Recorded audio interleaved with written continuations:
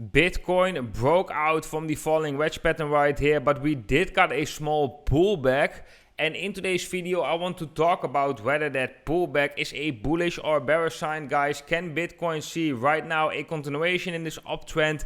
And can we maybe even reach the potential target of this falling wedge formation? I will talk about that in today's video. I will also go over some other signals like the funding rates. What are the funding rates right now telling us? We are going to have a look at the regular financial markets and at the US dollar index, see whether those charts can signal us what is going on with Bitcoin.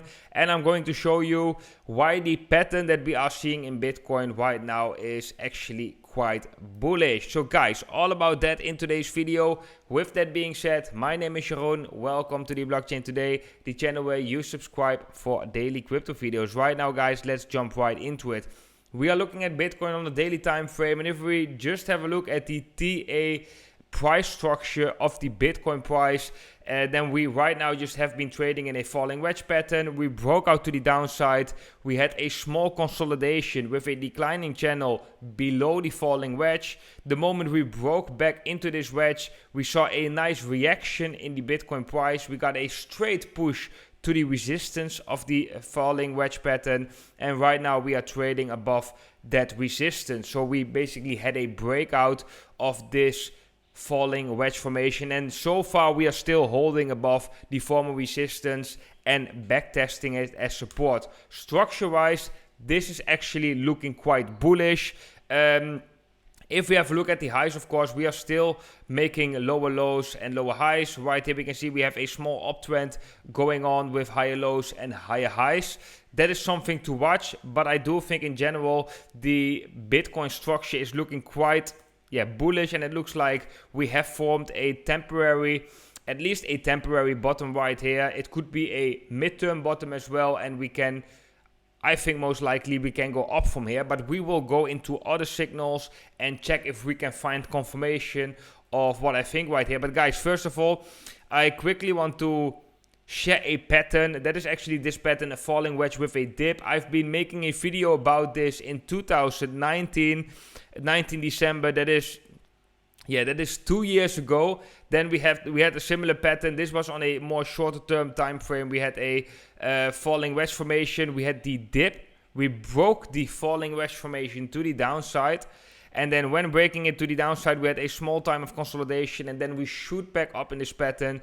And the moment we trading back into this pattern, we basically go directly to the resistance and break out. This is a pattern that is well known in Bitcoin. We have a falling wedge pattern. We break out to the downside. It is trapping a lot of people. It is making the bulls become bearish, and it's making the bears become more confident in their bearish case. But actually what happens is we get a fake out, and eventually Bitcoin is turning the other way. And we can see it right here. This is a textbook where they're also talking about that we can have a falling wedge formation with the dip. And I do have to say the dip right here took a little bit longer than other dips. Normally this dip is like shortly lived, but still I think it's quite valid, especially because the moment we broke back into this falling wedge formation, we directly went to the resistance. So I would see this as a bullish sign. When we have a look at the funding rates, guys, the funding rates right now are negative, which basically means that the majority of the traders are trying to short Bitcoin and the majority is still bearish. That is the perfect mix for a short squeeze. So when the majority is bearish, there's actually that can actually create bullish pressure on the price of Bitcoin. So that can create buying pressure on the price of Bitcoin. And I think that is also another signal to show us that we could be seeing Bitcoin continuing this uptrend right here. Then guys, I want to bring out another moving average, which I have been talking about in the past as well. That is this one, the 20 daily moving average. As we have a look in the past, every time Bitcoin had a reversal, the moment we got a decisive close above the 20 daily, which is the yellow line right here, we got a nice rally. Here we had a failed attempt of rally in this consolidation period. So it is important to take in mind that we need to hold the 20 daily. If we lose the 20 daily afterwards, we might be in for lower levels, as you can see in this piece of price action right here. But yeah, right here we can see the moment we break above the 20 daily, we got a nice rally until we broke back below it decisively. And here again, we broke back above the 20 daily. And until we really broke below it decisively, we had a further correction. That is something to watch. The next moving average above us that I'm watching, guys, is this one. That is the 50 daily, which is right now at 54,500 approximately. Would be awesome for Bitcoin to get a daily close above this level. That is the next major level to watch, basically after the 20 daily moving average. But guys, next to that, Bitcoin's price structure is looking bullish. The funding rates are negative, which is a bullish sign as well. What are the other charts telling us? Are there any warning signals right now we have to be careful of, right? So for that, let's go to the S&P 500. And we just finished the weekend, so the S&P 500 has been closed for a couple of days right now. So it will be open back today. But as you can see, we had the highest daily close right here in the S&P 500 on a daily time frame, also on a weekly time frame. The S&P 500 is, in my opinion, not looking bearish at all. It looks like we can just continue this uptrend and at least test the resistance of this bigger rising channel that we are in, this blue rising channel. One small concern in the shorter term time frame is this gap right here in the price action, because often we are seeing when we have a gap that these gaps are being filled quite quickly after they have been created, so that the price should come slightly down to fill that gap. But it's not a big drop actually, so it's also not that yeah, it's not even 1%, so I wouldn't be too careful with that. I wouldn't be too worried about that. The reason why I'm pointing out S&P 500 as a potential risk for Bitcoin is because if this chart is looking bearish, of course it can drag Bitcoin down as well. Then we have another chart which we can use as a confirmation. That is the Dixie chart. With the Dixie, there is basically an inverse correlation, which means that when the Dixie goes down, it creates buying pressure on the price of Bitcoin. When the Dixie goes up, it can create selling pressure. So it's actually, those charts are doing the opposite. With the S&P 500, we are seeing big moves, especially bearish moves, going simultaneously. But with the Dixie, there is an inverse correlation. So Bitcoin and the Dixie are basically doing the opposite. What we can see right here, guys, is that we had a potential breakout out of this rising channel right here. We have been already trading in since May 2021. And what we now can see is we are trading back into this channel. We have some form of consolidation right here with a downtrending support, downtrending resistance, uptrending support, some form of a triangle formation. If we were to break out to the upside, of course, that is actually quite bearish for S&P 500 and Bitcoin. That shows strength in the US dollar. However, and this is also definitely possible, we could also be seeing the Dixie breaking this horizontal support, which is at approximately 95.83. And if we were to lose this support, then that can create some buying pressure on Bitcoin and the regular financial market. So right now, I don't think there's a clearly more likelihood for this chart to break out to the upside. It also could be a descending channel with a horizontal support and a declining resistance. As you guys know, descending triangles are bearish patterns. They have a higher likelihood breaking out to the downside rather than to the upside. But yeah, we really have to wait and see for a confirmation where this chart is going to break out to. Break out to the downside will be bullish for Bitcoin and the S&P 500. A decisive breakout to the upside will be bearish for both the S&P 500 and both Bitcoin. When we have a look at the momentum indicators, we are seeing the momentum indicators coming down. But yeah, this is also too early to say whether that is a bullish or bearish sign, because if the momentum indicators were to come down right here as we are seeing that, and we are losing this horizontal support, that basically means that there could come a lot of bearish momentum along with a move to the downside, which equals a big move in Bitcoin and the S&P 500.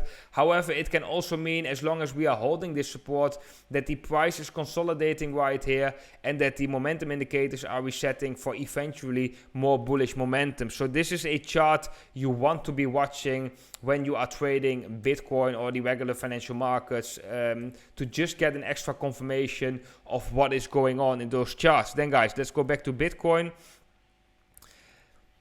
So right now, Bitcoin trading at 50,800, which levels Bitcoin basically needs to hold in order to continue to look bullish. Well, let's go to the, first of all, let me point out to you the 20 daily. The 20 daily is at 48,750 roughly. This is going to be a major level. This level has to hold for Bitcoin in order to remain bullish. Breaking below this level invalidates this falling wedge formation and also shows weakness of not holding the 20 daily, and definitely could drag us down to the lows of this range, back into this descending channel, to much lower levels than that Bitcoin is trading right now basically.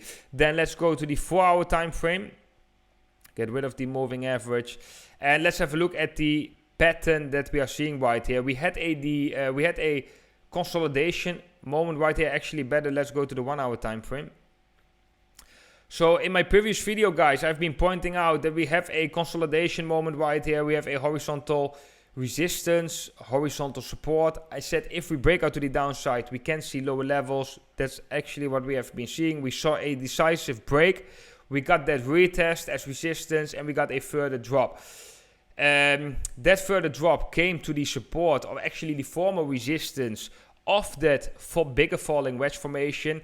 So far that level held support and we got a nice bounce. That is bullish. We're trading back into this sideways range Bitcoin was trading in. But if you connect these lows and these highs that we have seen in Bitcoin, we can also draw a very clear parallel channel right now, and we can see that Bitcoin basically in the immediate short-term time frame is being squeezed between this support, horizontal support, and this declining resistance from this descending channel. So I expect Bitcoin today most likely to see a breakout out of this formation, either to the upside or a breakout to the downside. The support is at 50,550 approximately. If we break that decisively, we could test the middle of the channel, which would be at 50,200, or come as low as the bottom of the channel at 49,500. If we break out to the upside, then the next resistance in the shorter term time frame is of course the high right here, 51,500. And guys, one important point to mention is the target of this falling wedge formation. If we were to reach the target of this falling wedge formation, that would almost equal a Bitcoin price of roughly 70,000 US dollars. And I think that is not too far-fetched. There is some resistance in between, of course, we have to overcome before reaching the target, but the target of a falling wedge formation is the top of the wedge, which in our case is right here at 68,850. So I do actually think that we could be seeing Bitcoin reaching these levels or reaching this target. We have a perfect mix, depending a little bit on the S&P 500 and the Dixie, but we got a nice bullish structure in Bitcoin. We got negative funding rates. The majority is still bearish, which we actually need. We need the majority to be bearish to get a nice pump, short squeeze in the Bitcoin price, right? But yeah, the other factors we want to take into account is the S&P 500 and the Dixie. The S&P 500 has to be stable or slightly bullish, and the Dixie has to be slightly bearish in order for Bitcoin to get that nice circumstances for the scenario to get a nice pump in the Bitcoin price. So guys, that is what I'm watching right now in the Bitcoin price. Let me know what you think is going to happen. Let me know if you think Bitcoin is looking bullish and can go up from here, or do you think that Bitcoin might be still in for some more downside action? Guys, let me know in the comment section down below. Then guys, that was it for today's analysis. I hope you all enjoyed today's video. If so, make sure to leave that thumbs up, guys. That helps out the channel so much. If you haven't subscribed to this channel, make sure to subscribe, hit the bell icon so you get notified whenever I upload a video or whenever I go live. Also make sure to subscribe to my Dutch channel. I have my link to my Dutch channel down below in the description. And a quick reminder for all the traders out there, if you are interested in trading Bitcoin on the spot market or with leverage, I'm recommending 3 exchanges below this video. You can find my affiliate links down below this video. And if you sign up on these exchanges using my specific affiliate link, you can get an additional bonus. So for all the traders interested in that, you can find all of my links below in the description. Then guys, I want to wish every single one of you an awesome day today, and I hope to see every single one of you in the next video.